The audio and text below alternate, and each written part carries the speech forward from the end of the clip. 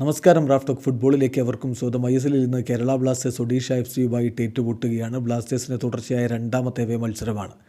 കഴിഞ്ഞ അവേ മത്സരത്തിൽ north east യുണൈറ്റഡുമായിട്ട് 1-1 സമനിലയായിരുന്നെങ്കിൽ ഇന്ന് ഒഡീഷ എഫ്സിയെ കലിംഗയിലിട്ട് തോൽപ്പിക്കുക എന്നത് മാത്രമാണ് ബ്ലാസ്റ്റേഴ്സിന് ലക്ഷ്യം. പക്ഷേ കലിംഗയിൽ ഇതുവരെ ബ്ലാസ്റ്റേഴ്സിന് വിജയിക്കാൻ കഴിഞ്ഞിട്ടില്ല എന്നൊരു ചരിത്രമുണ്ട്.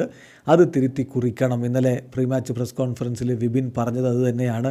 എല്ലാവരും വാശിയിലാണ്. കഴിഞ്ഞ തവണ ക്വാർട്ടർ ഫൈനലിൽ ഇവിടെയാണ് വീണുപോയത്, പ്ലേ ഓഫിൽ ഇവിടെയാണ് വീണുപോയത്. അതുകൊണ്ട് തന്നെ വിജയിക്കണം, ഇവിടെ ചരിത്രം തിരുത്തി കുറിക്കണം എന്ന് അദ്ദേഹം പറയുന്നുണ്ട്. അത് തന്നെയാണ് ബ്ലാസ്റ്റേഴ്സിൻ്റെ ആരാധകരും ആഗ്രഹിക്കുന്നത്.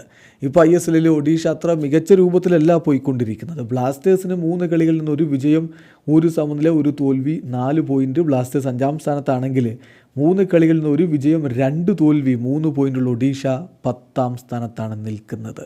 ആദ്യ മത്സരങ്ങളിൽ പോസിറ്റീവ് റിസൾട്ട് ഉണ്ടാക്കാൻ കഴിയാതെ പോയ സെർജിയോ ലൊബേറയുടെ ടീമിന് വലിയ വിമർശനങ്ങൾ വന്നുകൊണ്ടിരുന്നു. വയസ്സൻ പട എന്ന തരത്തിലുള്ള വിമർശനങ്ങളൊക്കെ വന്നുകൊണ്ടിരുന്നു. ഒടുവിൽ അവർ വിജയതീരത്തേക്ക് എത്തുന്ന കാഴ്ചയാണ് നമ്മൾ ഇപ്പോൾ കണ്ടിട്ടുള്ളത്. എന്തായാലും ഒഡീഷ എഫ്സിയെ സംബന്ധിച്ചിടത്തോളം 2-1 ജംഷഡ്പൂരിനെതിരെ വിജയിച്ചത് അവർക്ക് ആത്മവിശ്വാസം പകരുന്നുണ്ട്.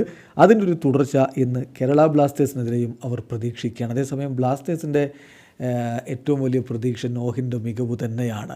ISLൽ നോഹ് ഏറ്റവും അധികം ഗോളുകൾ അടിച്ചിട്ടുള്ളത് ഒഡീഷ എഫ്സിക്കെതിരെയാണ്. അത് അദ്ദേഹം ഇന്നും തുടരുകയാണെങ്കിൽ ബ്ലാസ്റ്റേഴ്സിനത് വലിയ ഒരു മുതൽക്കൂട്ടായി മാറും. അഡ്രിയാൻ ലൂണ സ്റ്റാർട്ടിംഗ് 11-ൽ ഉണ്ടാകുമോ എന്നൊരു ചോദ്യം ആരാധകരുടെ മനസ്സിലുണ്ട്. അദ്ദേഹം സബ്സ്റ്റിറ്റ്യൂട്ട് റോളിൽ തന്നെ ഇറങ്ങാനാണ് കൂടുതൽ സാധ്യത എന്നാണ് ലഭ്യമാകുന്ന വിവരങ്ങൾ. എന്തായാലും മത്സരം ഇന്ന് രാത്രി കലിംഗയിൽ ഇന്ത്യൻ സമയം 7:30 തീ പറക്കുന്ന ഒരു പോരാട്ടം തന്നെ നമ്മൾ പ്രതീക്ഷിക്കുകയാണ്. ഇന്നത്തെ മത്സരം ലൈവ് നമുക്ക് വ്യത്യസ്തമായിട്ടുള്ള രൂപത്തിൽ കാണാൻ പറ്റും. അതായത് മൊബൈൽ ഫോണിലൂടെ അല്ലെങ്കിൽ അത്തരം ഡിവൈസുകളിലൂടെ ജിയോ സിനിമയിൽ ഇംഗ്ലീഷ്, ഹിന്ദി, ബംഗാളി, മലയാളം കമൻട്രികൾ അവൈലബിളാണ്. അതിലൂടെ കാണാൻ പറ്റും. ലൈവ് ടെലികാസ്റ്റ് TV-യിലാണെങ്കിൽ സ്പോർട്സ് 18-3 ഇംഗ്ലീഷ്, ഹിന്ദി, ബംഗാളി, മലയാളം അവൈലബിളാണ്. ഏഷ്യാനെറ്റ് പ്ലസിൽ മലയാളം അവൈലബിളാണ്. Additionally sports 18-1, sports 18-2, sports 18 KL ഈ മത്സരങ്ങളും ഈ ചാനലുകളും ചില മത്സരങ്ങൾ കാണിക്കുന്നുണ്ട്. വീഡിയോ അവസാനിക്കുന്നു. ഫുട്ബോൾ ലോകത്തെ കൂടുതൽ വിശേഷങ്ങളുമായി റാഫ് ടോക്സിൽ എത്താം.